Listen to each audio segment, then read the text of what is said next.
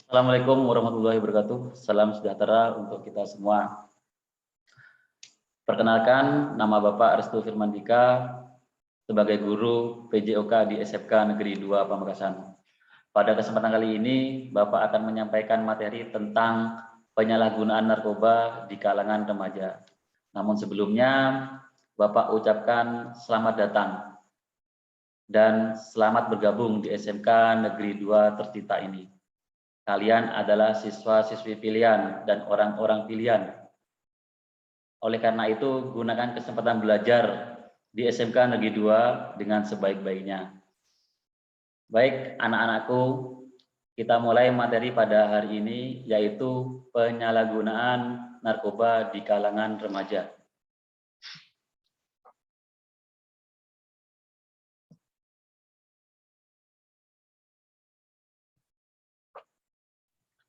Penyalahgunaan narkoba di kalangan remaja. Apa sih narkoba itu? Narkoba adalah narkotika, psikotropika, dan bahan berbahaya lainnya, yaitu bahan atau zat yang dapat mempengaruhi kondisi kejiwaan, psikologis seseorang, serta dapat menimbulkan ketergantungan fisik dan psikologik. Narkotika adalah zat atau obat yang berasal dari tanaman atau bukan bahan sintetis maupun semi sintetis yang dapat menyebabkan penurunan atau perubahan kesadaran, hilangnya rasa, mempengaruhi sampai menghilangkan rasa nyeri dan dapat menimbulkan ketergantungan. Narkotika di sini dapat dibedakan menjadi 3 golongan, yaitu golongan pertama, contohnya seperti heroin, kokain, dan ganja. Golongan 2, contohnya seperti morfin dan petidin. Sedangkan golongan 3, contohnya kodein. Kita lanjut ke psikotropika, adalah zat atau obat, baik alamiah maupun sintetis, bukan narkoba atau narkotika, yang berkhasiat psikoaktif melalui pengaruh selektif pada susunan saraf pusat yang menyebabkan perubahan khas pada aktivitas mental dan perilaku. Psikotropika tersebut dibedakan menjadi 4 golongan, anak-anakku sekalian. Golongan pertama contohnya ekstasi, MDMA, dan LSD. Sedangkan untuk golongan kedua itu contohnya seperti amfetamin, metilfenidat, metakualon. Sedangkan golongan ketiga itu contohnya fenobarbital dan flunitrazepam.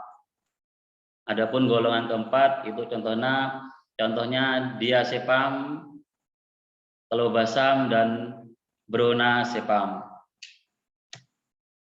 Zat adiktif lainnya, bahan atau zat selain narkotika dan psikotropika yang dapat juga mempengaruhi psikoaktif tubuh manusia dan dapat menyebabkan kecanduan.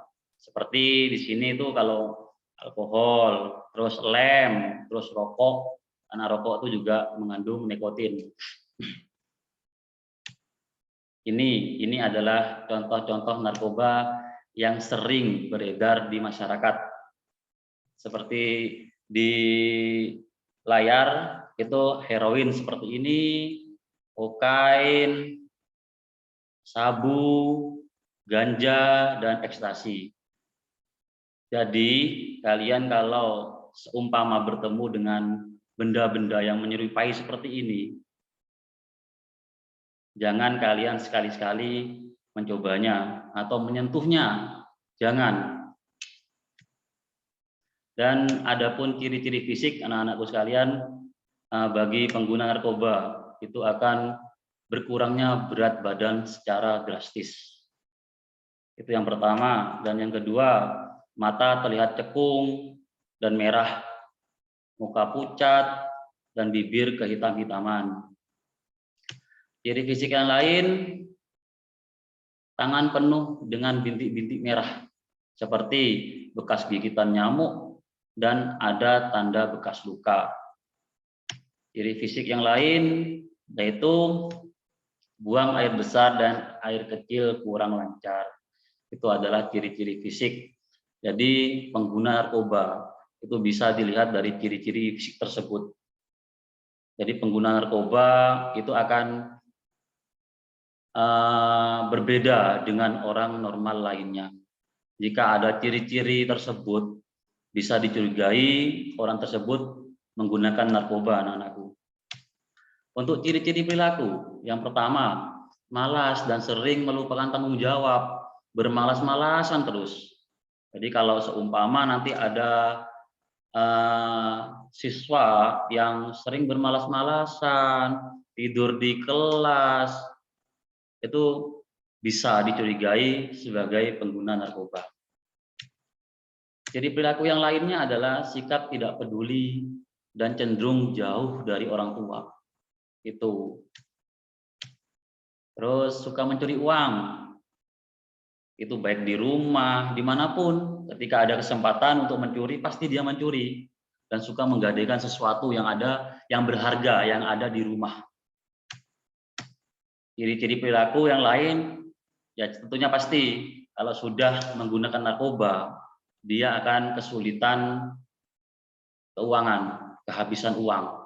Kalau sudah habis uang, dia ingin pakai narkoba, pasti dia akan mencuri.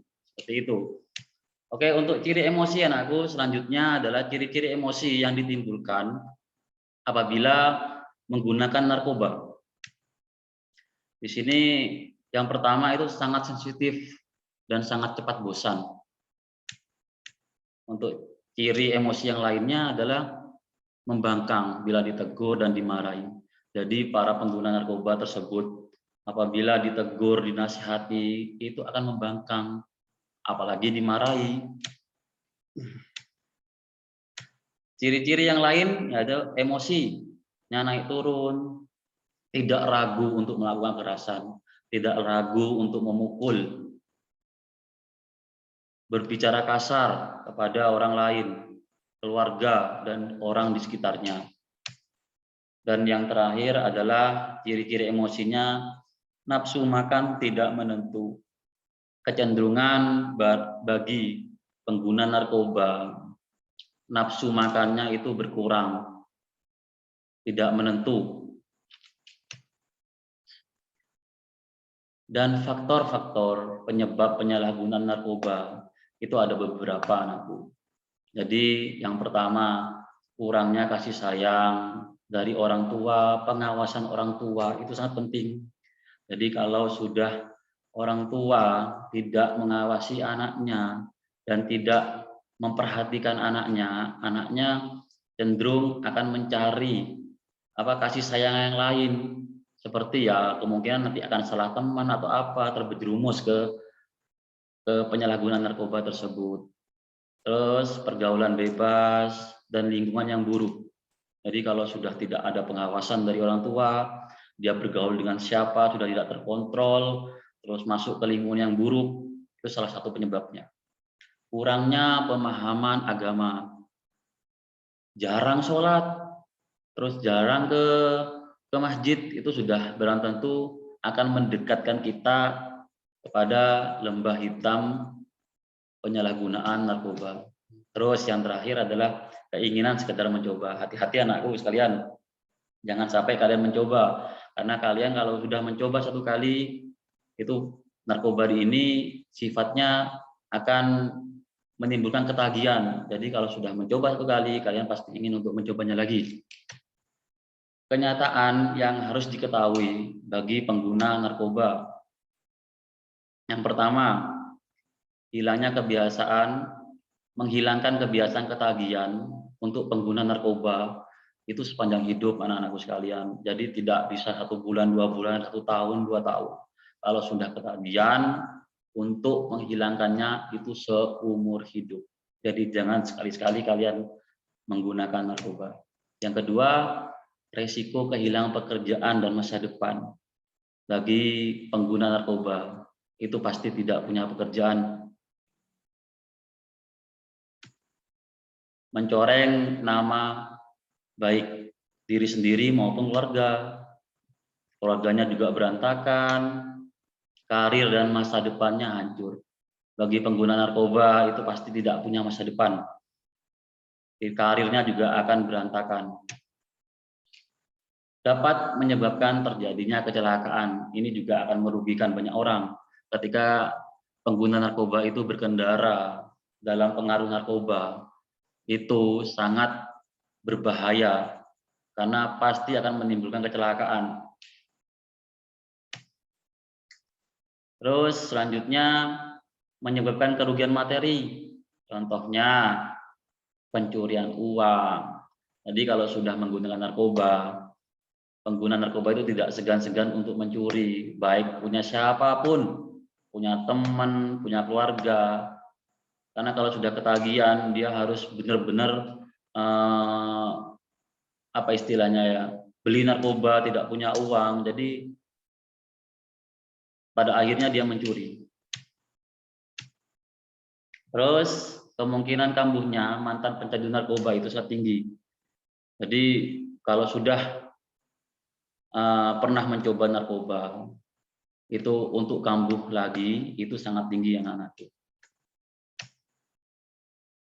Banyak korban narkoba yang menjadi penjahat atau pencuri untuk dapat membiayai kebiasaannya menggunakan narkoba. Jadi kalau sudah ketergantungan, dia tidak segan-segan melakukan kejahatan agar dia bisa mendapatkan uang dan uangnya untuk membeli narkoba. Korban narkoba bukan saja membuat dirinya sendiri menderita, tetapi juga keluarga, teman, bahkan semua orang yang dicintainya. Jadi itu anak-anakku sekalian, penjelasan singkat terkait penyalahgunaan narkoba. Harapan Bapak di sini sebagai semua stakeholder di SMK Negeri 2 Pamekasan, lebih-lebih orang tua kalian di rumah, itu berharap semua siswi SMK Negeri 2 Pamekasan itu terhindar dan tidak terjerumus dalam lembah hitam penyalahgunaan narkoba. Intinya anak-anakku sekalian, kalau kalian masih punya masa depan, kalian punya cita-cita dan sayang terhadap keluarga kalian, jangan sekali-kali kalian mencoba menggunakan narkoba. Itu kalian masih sangat muda, kalian punya cita-cita harus dikejar. Kalau kalian sudah menyentuh narkoba, maka hidup kalian akan berantakan. Dan itu tadi. Untuk selanjutnya ada sedikit tugas anak-anakku sekalian. Jadi tugasnya adalah merangkum semua materi yang sudah kita bahas bersama, materi yang Bapak berikan. Rangkuman itu nanti dikumpulkan ke pendamping kalian. Sebelum Bapak akhiri, Bapak berpesan di masa pandemi ini, mari kita jaga kesehatan bersama-sama. Jangan lupa berolahraga agar imun kalian terjaga. Dan yang terpenting, tetap mematuhi protokol kesehatan. Bapak akhiri, wassalamualaikum warahmatullahi wabarakatuh.